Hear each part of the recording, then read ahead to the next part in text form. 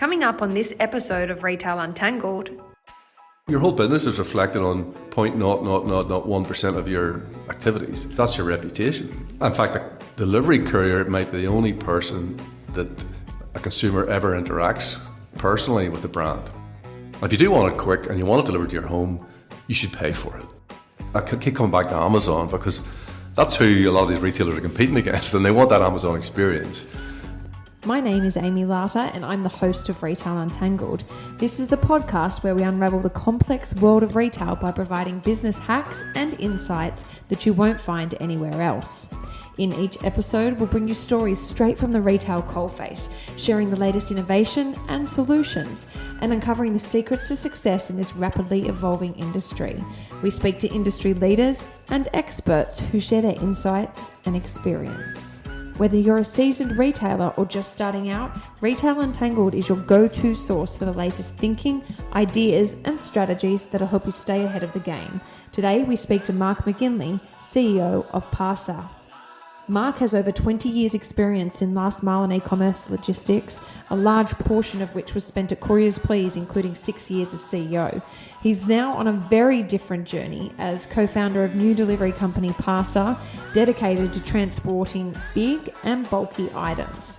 Mark, I think between yourself and co-founder Hoyen Hooper, who's worked at NZ Post, DHL and CouriersPlease, you've most likely been responsible for the delivery of many of our parcels and worked with most retailers who we know and love today.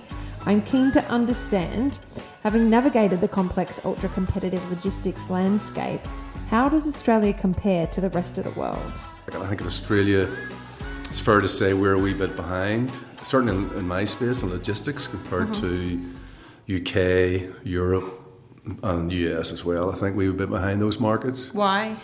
Well, like Europe, for example, a lot smaller, right?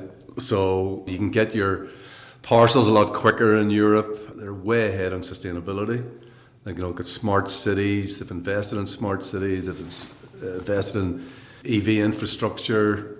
You look at London, for example. They've got diesel emission targets. They're charging you to go into the city. So there's an incentive, and they've given incentives to buy electric vehicles, for example. US, Amazon is... the Amazon factor? Well, the Amazon factor, Amazon are arguably the best logistics company on the planet, bar none. They've set the bar so high, not just for us as carriers, but for retailers to match that delivery experience. Consumers have seen the Amazon experience, fast and free, and that causes a lot of issues for carriers and retailers. Expectations. I mean, I was at a conference a few years ago when the guy who started John Lewis online in the UK, and John Lewis at that time was phenomenally successful online. It's maybe 50% of their sales, this was about 5 years ago, were online, pre-COVID, and Myer at that time might have been 3% online. So this guy was a real guru, and he said when he launched John Lewis, their average delivery time in London might have been 15 days. Well, they might do 1,000 parcels in 15 days. They were now doing 1,000 parcels a minute. That's how much it had changed. Consumers would have expected a delivery in 15 days in those, but through a catalogue order, maybe Argos or companies like that at that time. And then I sort of moved on. Dell was one of the first that I've come across in Australia. Right. Dell Computers was all home deliveries at that time. And then obviously others have come on since. eBay is a huge player in the Australian market. I have seen a massive transformation over the last 20 years in this space. And that's what keeps a lot of people in logistics, because it's never a dull moment. There's always new technology, there's growth. I mean, I don't think we're tip of the iceberg as far as B2C growth. Pandemic? I was at CouriersPlease for the 18 years, and we grew in 6 months about 5 years like 5 years worth in 6 months, which was incredible. And it was nothing that we did. Every cloud has a silver lining. But it was nothing that we did to get the growth, but we had to manage that growth. Like, we opened something like 8 facilities, small, micro-fulfillment centres. We hired 300 extra franchisees. And it wasn't just us. Every logistics company was doing the same. Because one thing getting those volumes, but it was another thing actually delivering them, usually at that time. I could not imagine just the amount in terms of quantity growth, but also expectation, because everyone was stuck at home. They wanted their parcels yesterday. Well, for a short period, a very short period, there was a bit of tolerance. We were one of the first, and most people did, we went to contactless delivery. So ATL was the default because we didn't want to interact with anyone to get signatures and stuff like that. That became acceptable overnight, whereas previous retailers were demanding, you must get a signature, you must get proof of delivery. So that was great for carriers that were able to do ATL as a default, authority to leave. Consumers understood the pressures of logistics at that time. And if you remember, certainly in Victoria, we had facilities in Victoria, the Victorian government wouldn't allow us to hire more people to do deliveries. Very counterintuitive. They said, no, you had 1,000 employees before COVID and you're not allowed to hire more because they didn't want more people making journeys. So we had to cope with the people we had at that time. It was extremely difficult. Yeah, and people were forgiving. They weren't forgiven before, and they certainly haven't been forgiven since. And they're not now, no. Very demanding. Social media. CouriersPlease, we remember, would have delivered like 60 million parcels over a period of time, and we had like 2,000 reviews on, product review or something like that.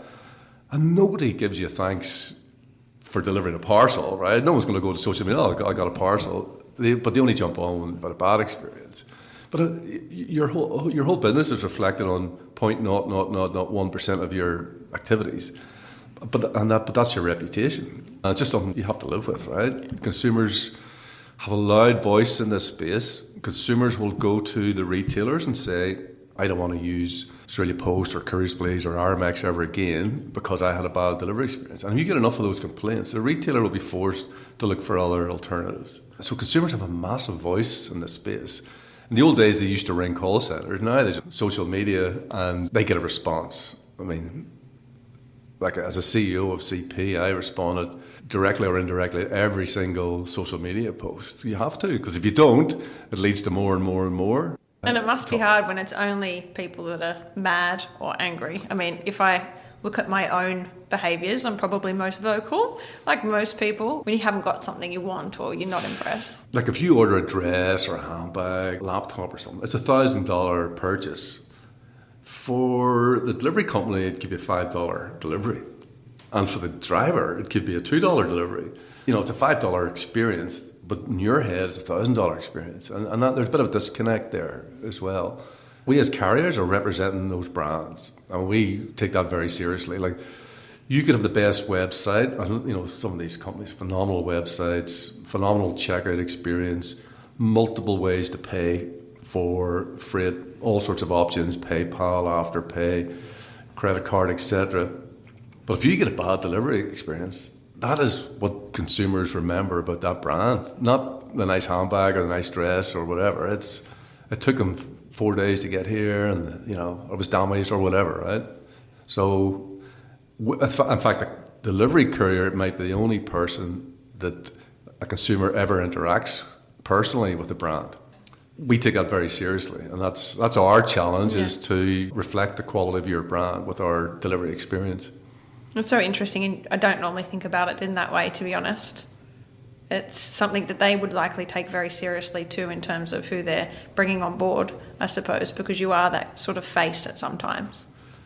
We're the face most of the time. If you think about it, you buy that $1,000 handbag or whatever, and some guy rocks up with a cigarette in his mouth and he's all dirty and the van's a mess, and he throws the box at your doorstep. That's the experience of that retailer. And retailers spend so much time and effort to manage that experience and compensate. Like if you would complain about that, the retailers are then having to, placate you and giving you discounts or vouchers or things like that, because that's their brand is the most important thing to them, and rightly so. You've sort of had that experience, and now you're going into this new journey, which I'm sure is very exciting, and putting the experience that you've had there and teamed up with Huyen Hooper, who's also had a lot of experience in logistics, I think with, what was it? NZ Post, DHL. She was managing director at DHL e-commerce, worked in startup land as well with Blue Thumb and Sendle. was at CP for a few years as COO. So, she's seen both sides. She's been on. In fact, I used to have to deal with Hoi An at Sandal, like it was, giving me a hard time. So, I got her into the light. So yeah, like we're taking all that learning. So like we've got 20, 40, we've got maybe 80 years of experience between the 3 or 4 senior managers at Parca. But we didn't want to go into the small parcel market. It's very, very competitive. The volumes are huge, but the margins are really skinny. And you've got 3 really good providers in, CouriersPlease, RMX, Australia Post. It's very hard as a startup. How would you compete against those companies? You're not going to compete on. I dare say you don't. You don't. Australia Post have got the national network. They're the national carrier, and CP and RMX are competing against. Australia Post have 80% of the e-commerce market. So we thought that there was a gap in the big and bulky space in logistics, and that has grown massively since COVID. I think I've seen figures, it's about 18% growth year on year in that space. So I'm talking flat pack furniture, sports equipment, we're delivering trampolines, baby products. There's a lot in that space. So I don't normally necessarily break it up in my mind in terms of the smaller packages versus the big and bulky. How frequently are big and bulky parcels being delivered? We're currently running a survey at the moment, and our survey shows that 33% of people have bought big and bulky in the last 6 months.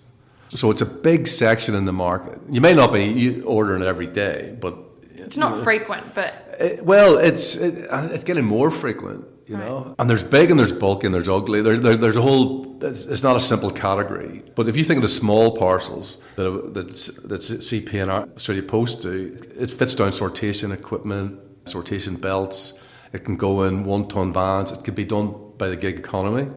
As a startup, we didn't want to compete with all the startups in the gig economy space, the Sherpas, Zoom to Use, and there's a lot of good companies in that space already. But big and bulky cannot be done through the gig economy. It needs to be done by professionals in vans with the right equipment. And we find that there's good companies in the space, but there's also capacity in that space.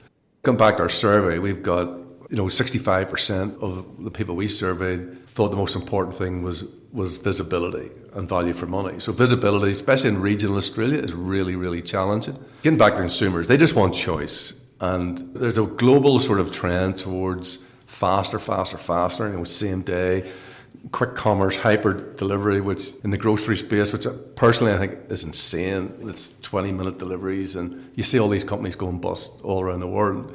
But you do need to offer alternatives. And so my learning over the years has been, not everybody wants it quick. And if you do want it quick and you want it delivered to your home, you should pay for it. Free delivery should be to a locker, a collection point, or a deferred service. So if you want it today, whatever it is, $5, $10, or we can give it for free to a collection point within 3 days. Our research shows that people will take the cheaper option, because especially in today's... Particularly now. Right? Yeah. There's a massive cost of living crisis in Australia and globally. And it's really important if you don't need something urgently. But the problem is that what consumers do insist on is consistency and reliability. So, okay, I don't need it today, but I definitely need it by Wednesday, for example. And if that doesn't happen, then they get really annoyed. And the other thing is they want to see it going through the stages. And that's a challenge, especially in regional Australia, where it might take 10 days to get from Sydney to WA, outback WA. It takes 6 days maybe to get to Perth, and then it has to get all... Well, again, people don't mind that. As long as they can see it progressing on its journey and they're kept informed, that's perfectly acceptable. But if they want it next day, you should pay for that. From a sustainability point of view, that makes more sense too, that it allows carriers to aggregate, for example, to get to parcel lockers or to collection point network. We can deliver multiple parcels to a collection point network in one van, as opposed to delivering 20 parcels down that street and all the emissions and everything that goes with that, and the congestion that goes with that. So the problem with big and bulky, getting back to that a wee bit slightly, is that the collection point network and parcels are not as attractive for bigger freight. The reason you're ordering a trampoline online is, I can't carry it, and I'm not going to go down to the post office or a collection local pick-up point and pick it up. It's challenging, and it won't fit in lockers. Or my car. Yeah. So But that's, as I said, the big and bulky is a niche area. It's growing massively, but it's, the sustainability issue can be solved in other ways for the smaller parcels, definitely, but it's not so much harder for the big and bulky. I'm interested because you kind of pointed out that the smaller, I don't know if we call them regular sized parcels, that is highly competitive, low margin. And you've got this flip side of big and bulky where it sounds like demand is outweighing supply, so to speak. If you flip that, it says to me that there's probably room for retailers to improve in this space in terms of their offering to customers. What kind of insights do you have for retailers there? Yeah, look, retailers that I'm talking to at the moment, they're looking for options. So when I'm sitting around the table with them, again, like I keep coming back to Amazon because that's who a lot of these retailers are competing against, and they want that Amazon experience. But they want to provide options. They want to provide same day as an option. They want to provide click and collect as an option. And they want to provide value for money as an option, because a lot of the retailers, without naming any, some of their basket sizes are, the spend's very low. It could be $20 spend, but it could be a big bulky parcel.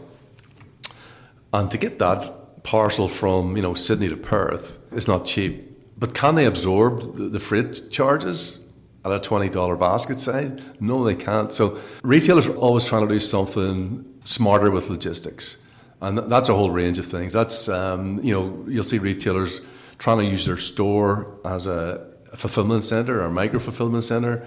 So as getting back to Perth, for example, they'll put stock in Perth in a warehouse.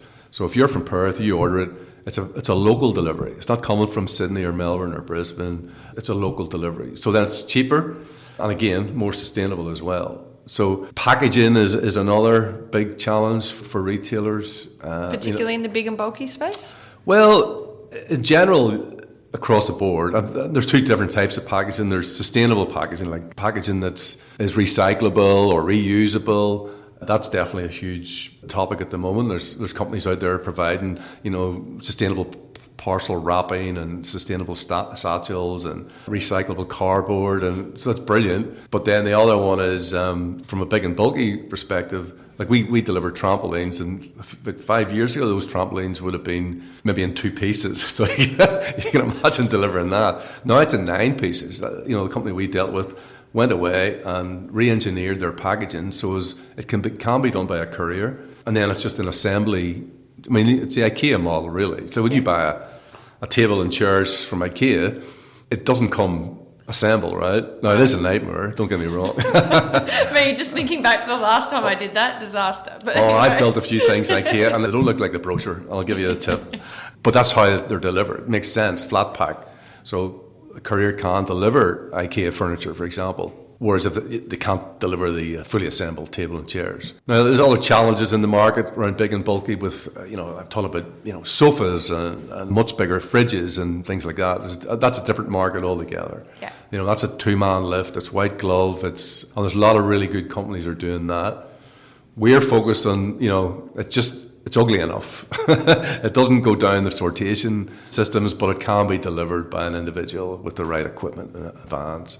From a big and bulky niche perspective, you've obviously, when did you kick off? In November? In November, yeah. How's it going? The response has been literally amazing. I mean, in the small parcel space, as I say, it's hyper competitive. You could win an account by 5 cents or lose one by 10 cents. And, the volumes are huge, but the demands are huge as well. I've just found in this space that people are just looking for another option. Whether it's on price, whether it's on service, or whether it's just purely on capacity. Because come peak time, and in Australia, probably around the world, peak has got really, really peaky. These Black Friday sales and the online sales are huge. Some of these companies can sell 20 times what they would normally sell in those 2 days, and for logistics companies, it's a nightmare. It is. But what consumers are doing, the consumers are extremely smart. They won't buy what they wanted to buy in October. They'll just wait. But then it all ramps up, right? So as a logistics company, we'd rather be delivering slow and steady over the months. That's not an option anymore, right? Yeah. When I first started logistics, January was dead. There was no freight move in January. Everybody took on holidays, but that's all gone now too, because there's the January online sales as well. That does provide challenges for carriers, these peaks. Because you know the biggest challenge we have in logistics at the moment is actually getting people to deliver the freight. There's just a massive shortage of people wanting to casual labour or flex labour, whatever you want to call it. It's just not available. You just can't ring up and get 30 extra vans because you're busy. They don't exist, you know. Doesn't happen that way. Yeah. No. So interesting. So given that you started in November last year and haven't really gone through peak, I'm assuming you just didn't start with a full setup and clients. What does that look like for you this year? A lot of the customers were signing up are peak related. We signed up a Christmas tree company from America, artificial Christmas trees, right? And they sell thousands of them. I could imagine. Not in October, but they said 20,000 in November, and then nothing in January, right? So the toys, the trampolines, the baby products, flat pack furniture, you know, a lot of the products can be, you know, peak related. Yeah. So how does that make you feel? Nervous. It's going to be test. Nervous, yeah. Look, my biggest mistake at CouriersPlease was the first COVID year. That, you know, we planned, and we put caps on certain customers that, you know, don't send us any more than 10,000 a day.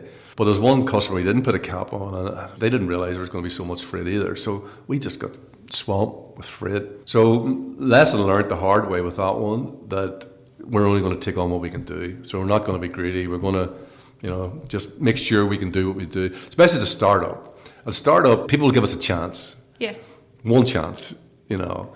And that's what we're doing at the moment. We're running pilots, and then they're happy with the pilot, and then we move on to the next rollout phase. So that's working really well for us. It allows us to grow slow, give confidence to either our customer or the retailer or the consumer, whilst maintaining a quality service. And then as a startup, we just keep building up our infrastructure and leverage off our partners. So we're partnering with Hightrans, who is our major investor, and they've got a phenomenal infrastructure around Australia.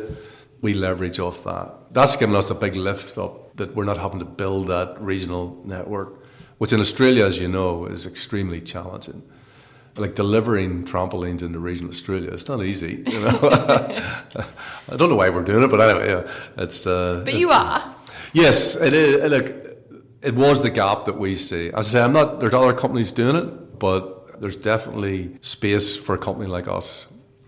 That's exciting. And so they're bringing to the table sort of that regional network, did you say? Yes. So obviously your unique point of difference when it comes to the big and bulky is that you can service those areas relatively well? We cover Australia wide. Right. So we've got Hightrans has been around since 1968. That network is well established. Yeah.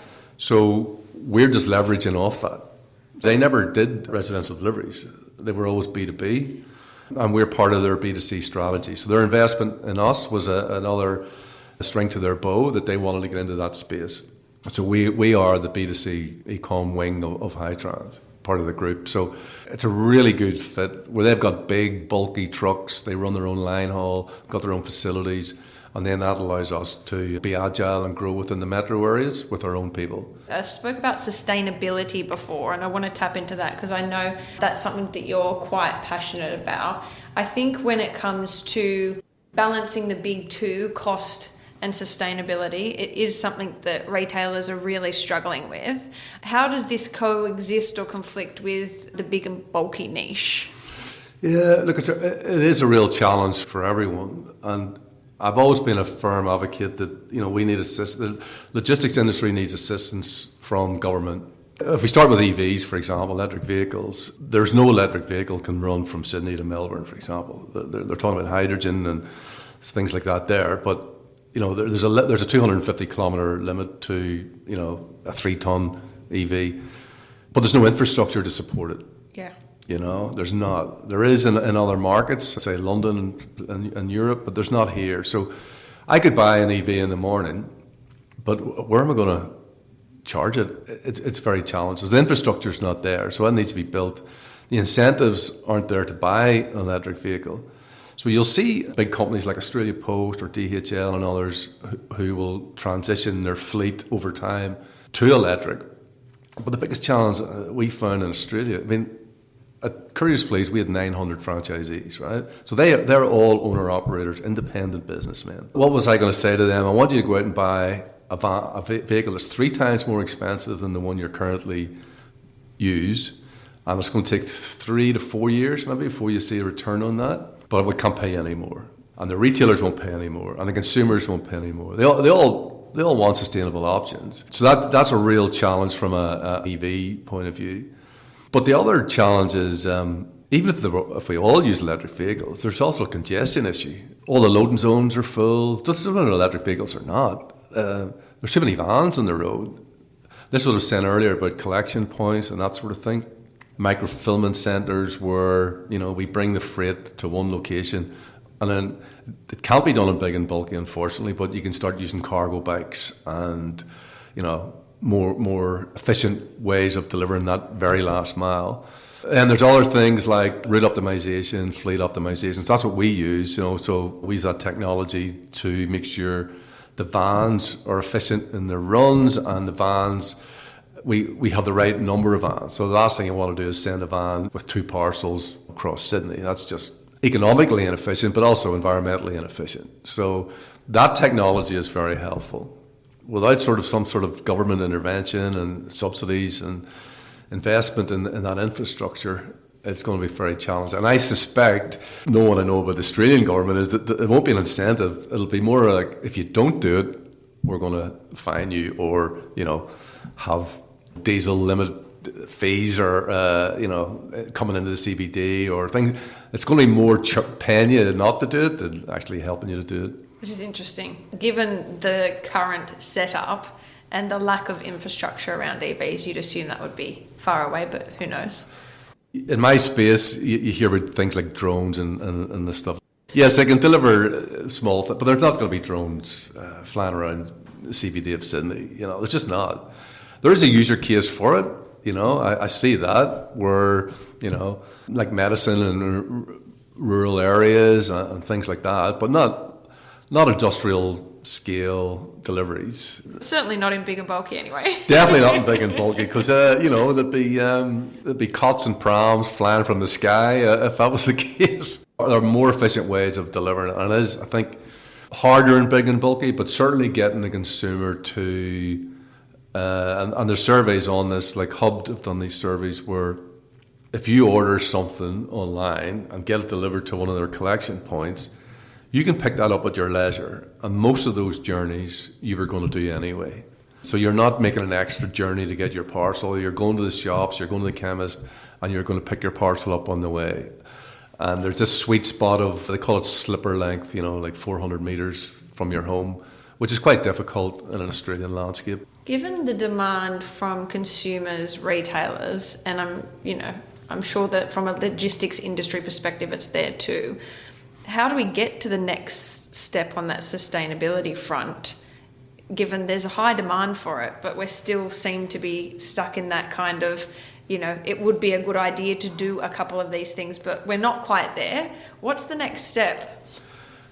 Look, I think pricing is definitely, incentivization. So if you're a consumer and you're buying something, there should be a choice of how you want that delivered. As I say, we've talked earlier on around, speed, location, but there are companies out there that do sustainable deliveries with EVs, but, charge slightly more for it, because especially the younger generation, Gen Z, they're really passionate about sustainability, and in all the surveys, they say they're prepared to pay. Yeah. They do, So I think if you can work to give them that choice, then you'll see more companies spring up. Yeah. The way you do in Europe. There's a lot of companies in Europe have sprung up purely on electric vehicles or cargo bikes.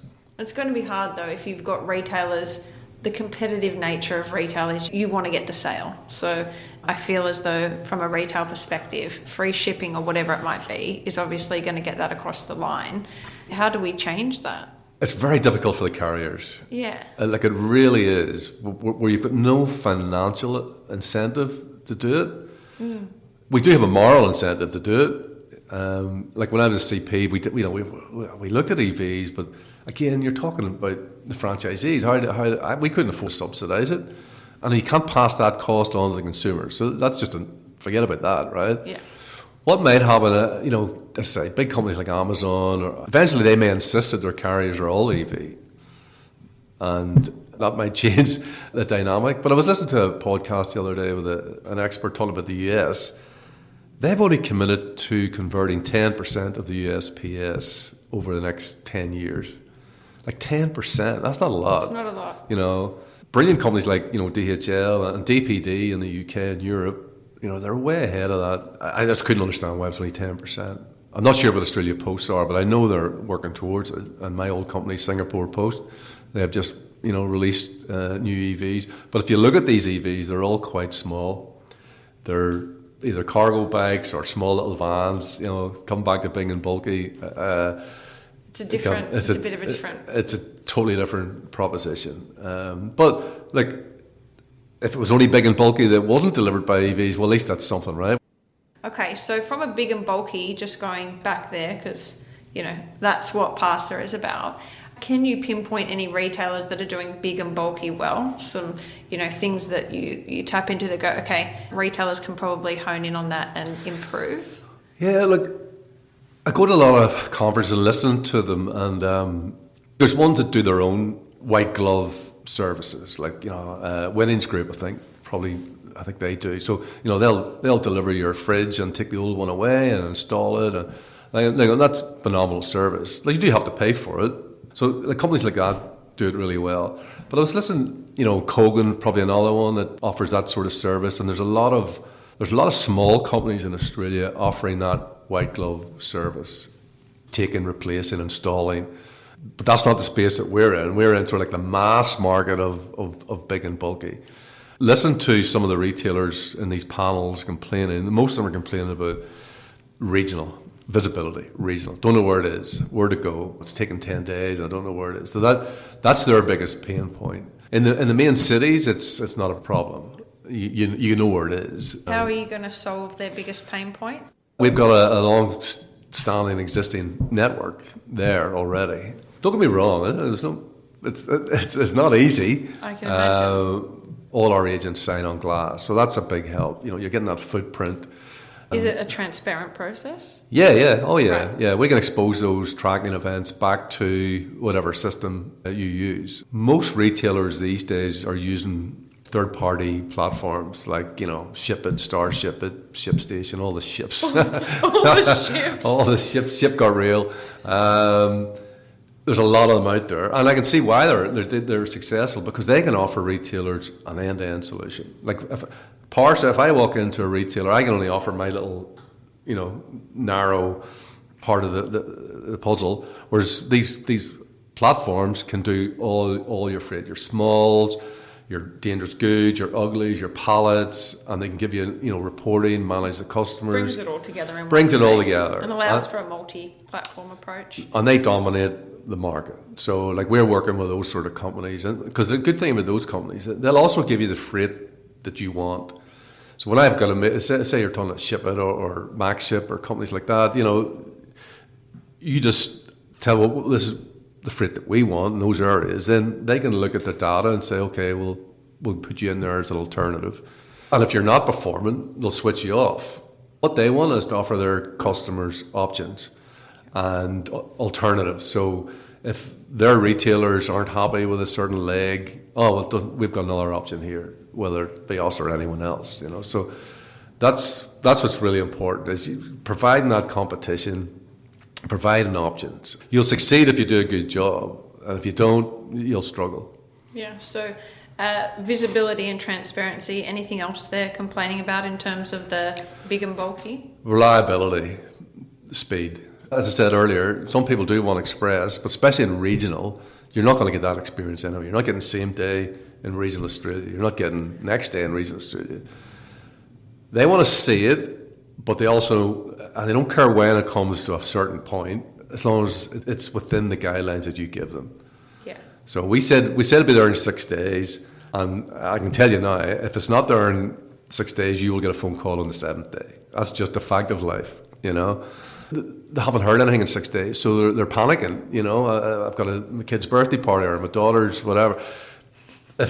You're me, and you've left it to the last minute, no doubt, every time. Well, you'd be shocked at what people would send through and the timelines.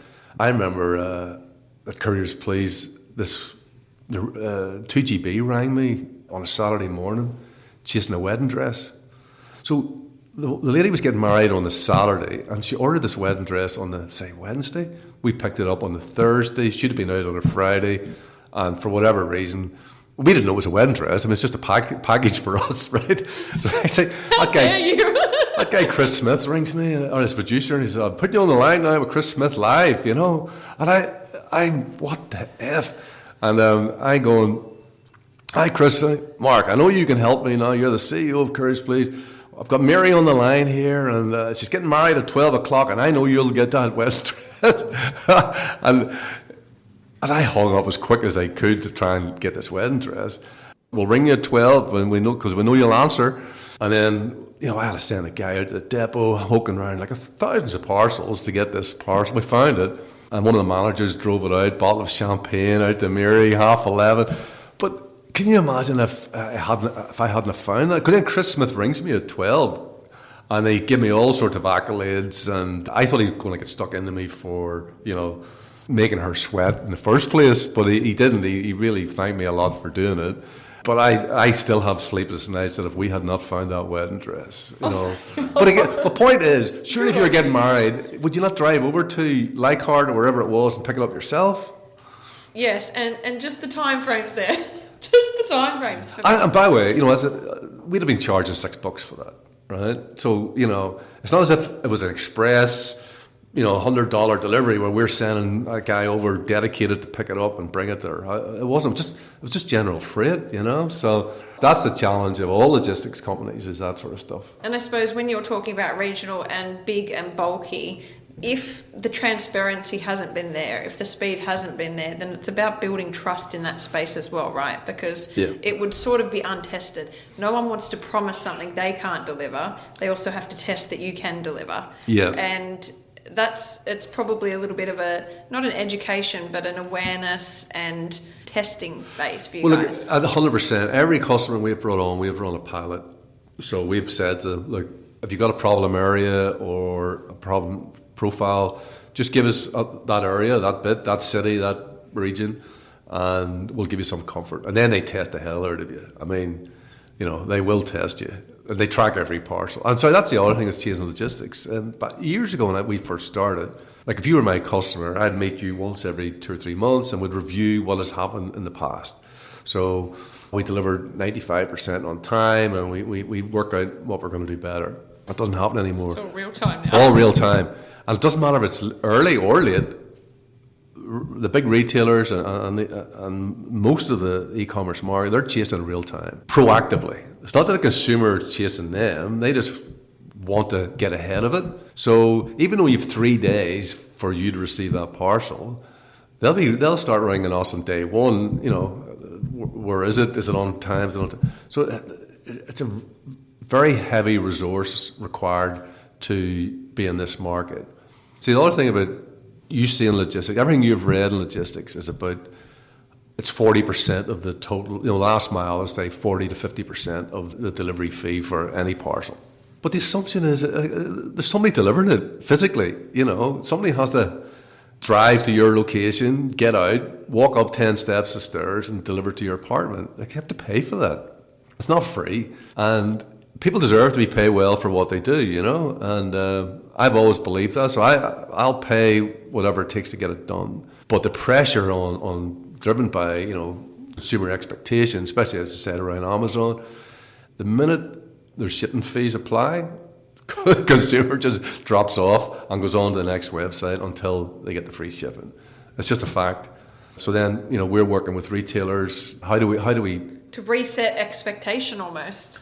Well, I read a lot of articles coming from, you know, US, but even Amazon are now, you know, looking at, is free shipping sustainable, you know?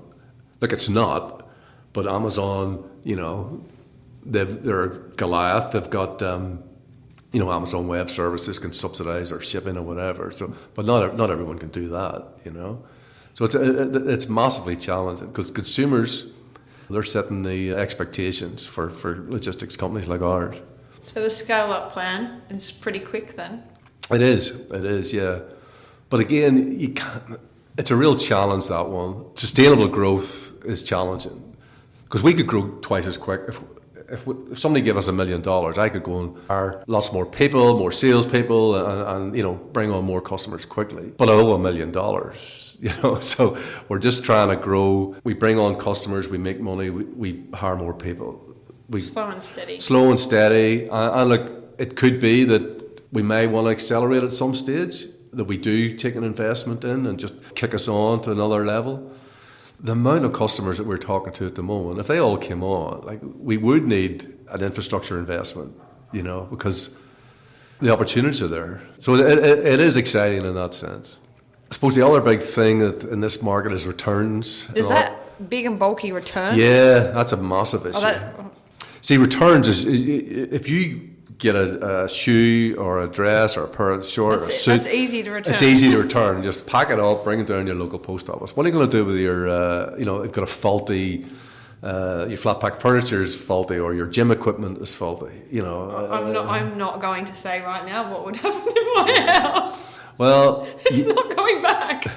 Well, that's why a lot of people have to take that attitude, don't they? But if you're buying a gym equipment or whatever, and it's not fit for a rowing machine or whatever, it's not fit for purpose. You have to ring the supplier and say, like, this isn't working. So then they have to return that. So we're talking to a lot of companies about that as well. And returning from regional Australia is really, really challenging. We have enough problems getting it there. Everybody can not everyone, but yeah. You're delivering to Townsville or Mackay, and that came from Perth or Sydney. It has to come back to Perth or Sydney. And the last thing costs, that the retailer has lost money immediately. I mean, the freight charges could be more expensive than the product, and you see that sometimes actually, where they just say, keep it, not a treadmill or something like that, but the other big market, there's electric bikes and bikes generally. There's a huge market there. But if that's a $2,000, could be $10,000 bike, and if it's not working, or it's faulty or it's damaged, it needs returned. So there's definitely challenges there, and that's another big issue for all retailers. But it's really difficult and big and bulky. You cannot expect the consumer to drop that down to the local post office or hubbed, collection point. Well, they're not going to get it there. And what can Parca do for that? Well, we'll pick it up through our infrastructure and bring it back. Bring it back. Yeah. Yeah. Okay. At a price. Not free. But so there's, But just having the option there to do it is fantastic, because I can imagine that's quite the gap in the market at the moment. It is. We're talking to some seriously big retailers who have that issue at the moment. And, it's reliability and infrastructure are really important to do that. There's a lot of small local companies are doing that white glove service, will deliver your fridge or deliver your furniture, your sofas, etc. But that needs a national footprint to do national returns. Yeah. It can't be done. Well, it could be done by a whole network of companies, I suppose, but it's much easier if you've got one cohesive network to do that. It sounds exciting. It is. I mean, look, it couldn't have done any better from a market reaction point of view. Obviously, we've got our own challenges around bringing customers on in a timely fashion and before peak. Well, this is it. Or through peak. Don't be greedy. Don't be greedy. September, October, you need to cut it off. What we're trying to do, and what every carrier will try and do, is manage expectations. I mean, if you look at Australia Post, I don't think they can't send freight after a certain date if you want to get it delivered before Christmas. And it might be... Well, it makes sense. Yeah, of course. But it might be 20th of November. I'm only guessing here, right? But other companies will say, oh, no, we'll take freight up until the 19th of December and guarantee Christmas deliveries. So what we'll be doing is, managing expectations. We'll take that amount of freight and we'll deliver it at that time. Seems sensible. I've been through the horrors. I just mentioned that the worst Christmas ever, that COVID. I'm not going through that again, ever. Sure. I was the Grinch. But also you're on your slow and steady and you're building up to something, and I think, setting expectations from a business standpoint is just as important. So I think that's a good choice. A special thanks to Mark McGinley from Parca, and thank you for listening to Retail Untangled. Don't forget to rate and review us. Let your colleagues know that Retail Untangled is available on Apple, Spotify, and wherever you listen to podcasts.